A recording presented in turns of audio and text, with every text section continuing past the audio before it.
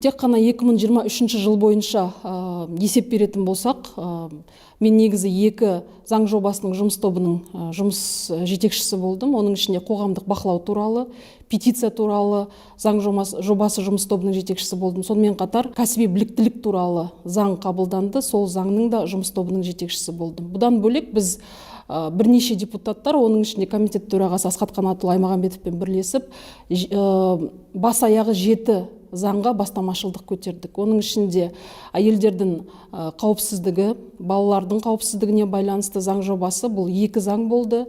Сонымен қатар кітапханашылардың мәртебесі, кітапхана жұмысының жаңа мазмұны.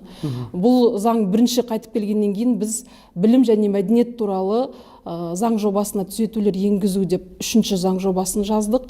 Бұдан бөлек бізде қазір Сенатта қаралып жатқан білім және тәлімгерлік мәселелер жөніндегі заң жобасына бастамашылдық еттік. Қазір ол мәжілісте қабылданып, Сенатта талқылау үстінде. Сондықтан да 7 заң. Енді бұл жерде біздің жалпы халыққа барып кездесетініміз бар. Өңірлерді аралаған кезде шешетін мәселелеріміз бар.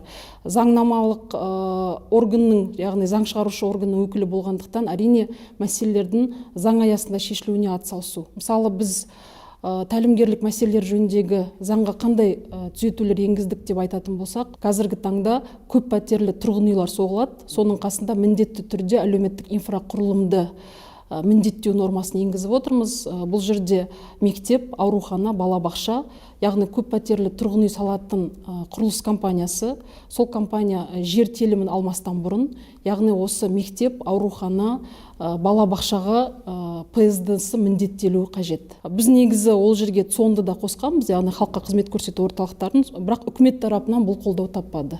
Сондықтан да осындай мәселе. Екінші мәселе, біз көп пәтерлі тұрғын үйлердің жалпы терезесінің қауіпсіздігін қамтамасыз ету механизмдерін міндеттеу мәселесін қойдық. Бұл үлкен талқылауға түскен. Сонымен қатар енді халық тарапынан қолдау тапқан, үкімет тарапынан үлкен талқыға түскен норма болды. Бірақ бүгінгі таңда соңғы 3 жылда жалпы терезелердің жақтауынан балалардың құлап кету фактісі өте көп орын алып жатыр. Сондықтан да жалпы көп пәтерлі тұрғын үй салған кезде құрылыс компаниялары балалардың қауіпсіздігін ойлауы қажет деген ойдамыз.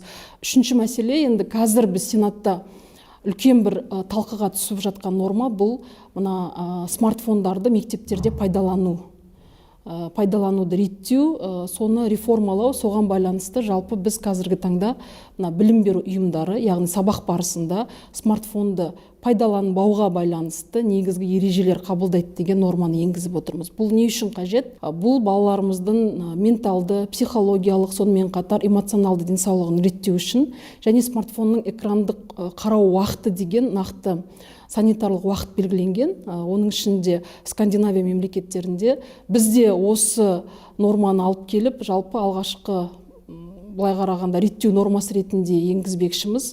Алдағы уақытта ата-аналар тарапынан да балалардың қарайтын контентіне байланысты, сонымен қатар жалпы балалардың сабақты дұрыс түсінуіне байланысты алаңдамау үшін бұл норма қажет деген ойдамыз. Петиция туралы